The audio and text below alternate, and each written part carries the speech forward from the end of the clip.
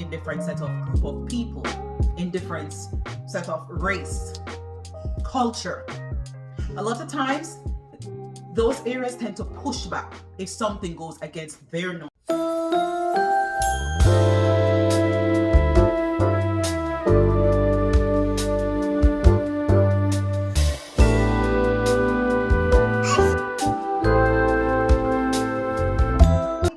It's your girl aka Little Spice, and today we're gonna be talking about so much things. There's so much things always to unpack. I must tell you, there's been quite a number of persons who reach out to me from time to time, right? And oftentimes it's just advice that they need.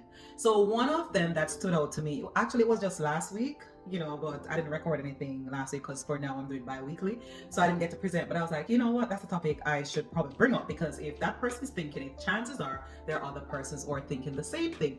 Now guys, I know the last post that I did or video that I shared with you, I spoke about being a migrant already in the US, a sponsored migrant. You weren't sponsored through your profession, but probably through a relative or family member, or even marriage, right? Your partner, your spouse, and you're already here, but you have experience, whether it's nursing, teaching, whatever it is, whatever job market, whatever profession, whatever career, whatever skill set, whatever it is, right? But you're already here. So that's what I spoke about last week. Now this week, right, I'm just gonna go into the fact that you're overseas, right? And now you're waiting overseas to get into the US to migrate, right?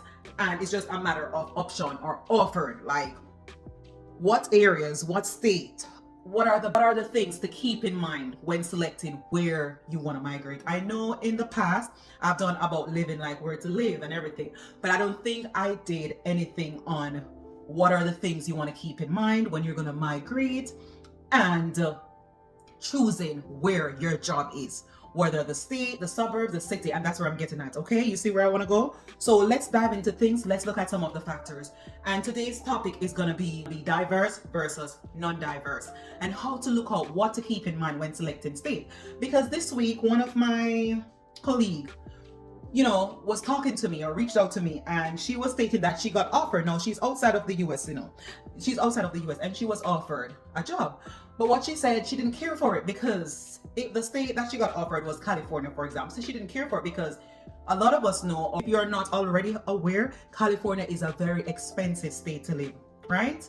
That's the home of Hollywood and many like celebrities, like many other factors. But the bottom line, it's a very expensive state. Now, because of that, my colleague was telling me, she didn't take the offer because she just thinks it's too expensive for her, which I don't blame her. She is correct. It's too expensive. However, I told her, I said, hey, remember, you're trying to get your foot in, right? So although it's expensive, there are many ways you can look and go around that, because you want to start the process as soon as possible to get going with your migration, working, catching up, and just achieving your goals and carrying on with life, right? You don't want to be sick, because I remember when I was there, I had to be like, I didn't wait much. I didn't wait long, right? But also, when I was back home in Jamaica, that is, as a migrant, a fresh migrant getting ready to leave, one of the offers that was offered to me was California too. However, I had other option. I also had Florida, but God forbid, if there wasn't any other option, I probably would have taken California.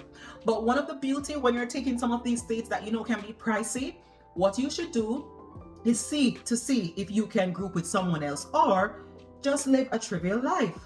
Or you're just seeking the opportunity to get going. You're not there to stay, right? And that will not be and should not be your final place. You just want to get your feet in. You just want to get your toes wet.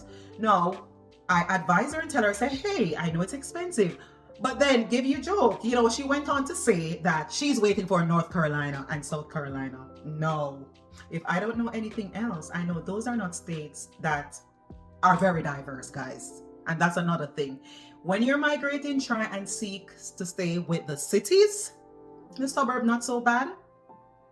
But my advice, and not just my advice only, but many others would say, as a migrant and a minority, you want to go to cities and states that are very diverse. And some states, the California, the New York, Florida, Virginia, Baltimore, Maryland, Baltimore, minority, very diverse. Why you want to go to diverse states and areas? Because oftentimes when you go to these diverse areas versus the non-diverse, which almost you want to say country, states, like, they're more rural, they're more reserved. Like a lot of times, the diverse areas or states oftentimes are multicultural.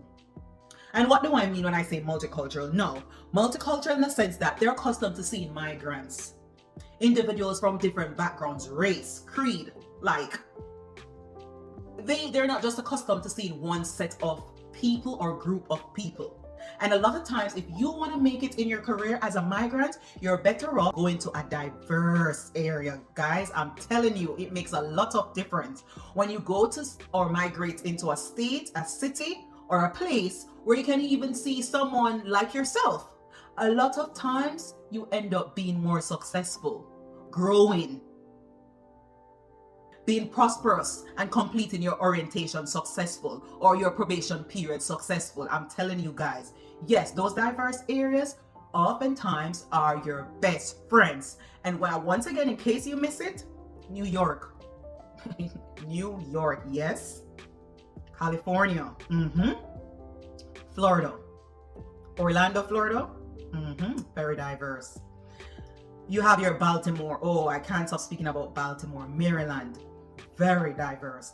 And of course, you have your Massachusetts as well. That state, very diverse and accommodating to outsiders, right? Small minority groups, such as your Africans, your Hispanics, your Asians, right?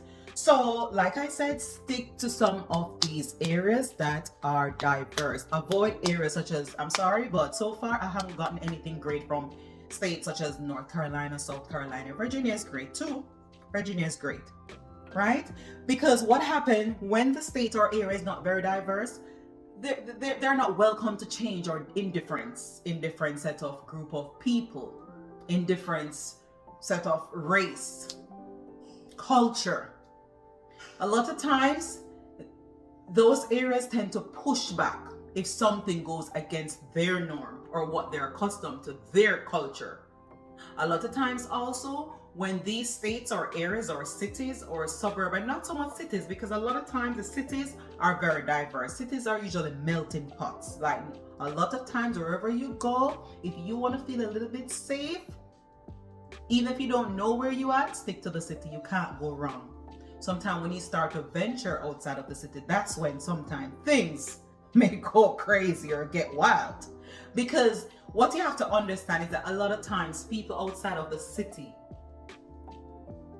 limit is not accustomed to seeing people looking different from them, because a lot of time they're reserved, they're in they're conserved, they're conservative, they're in their areas, they're conservative, they're in their little shell, and that's how they want it to be. So a lot of times they're just not open to change, and as a result, a lot of times that's where you come across feeling like an outcast, feeling like it's you against the world, like literally. So guys, whenever you're migrating, please to stick to the cities as best as possible. And I named some states that you can definitely look out for. You will thrive there as a migrant. And it's a well-known theory. You're New York, you're Baltimore, Florida, you're California, those areas. And like I said, even if it is offered, like try to look to see how best you can navigate. Even if it means living very as a minimalist. Probably instead of getting a big apartment, you get something small and tell yourself, hey, it's just for a moment. California is known. You can even go ahead and have a housemate, right? You just want to know that you want to get your toes in, right? Get your toes wet. And as soon as you get what you want to get and need to get, you move on. You go to some other state, right? Where you can live the life that you want, your 3-bedroom house, your 4-bed. And also, before I get, Georgia some areas in Georgia, Atlanta is also awesome cities for migrants, guys, right? And also, when you say big homes for a reasonable amount of money, Georgia, Atlanta, those are great areas to migrate to. So guys, once again, please to stick to areas that I've been labeling, that I've been listing throughout my presentation to go to as a migrant. Please avoid some areas, because you know what, I don't want to get into it. Please avoid some cities and some states, and you're better off a lot of times sticking to your cities. You can't go wrong. Always remember that your cities, a little bit much in the suburb, yeah, that's fine, not too bad. But always remember, the further you go away from the city is a higher possibility that you're gonna face you not being successful and feeling like an outcast, like literal outcast, low acceptance, and high possibility of being misunderstood, labeled. So guys, please stick to the cities, the highways, the byways, yes. And please avoid some of these rural. They may not appear rural to you, as in, you know, some of us who is accustomed to rural, real rural, but in some of these first world countries, those states you consider, yes, they may have a city or two, and yes, they may have towns, but when you compare them to the New York, the California, some of those areas, they would be considered rural. Avoid them, guys. Please avoid them. So let's look back. We spoke about so many things, but the bottom line is, when you're migrating as a migrant, you want to go to the city as much as possible. Read about the state. The information is there, guys. The information is there. If you have an option, avoid them at all cost.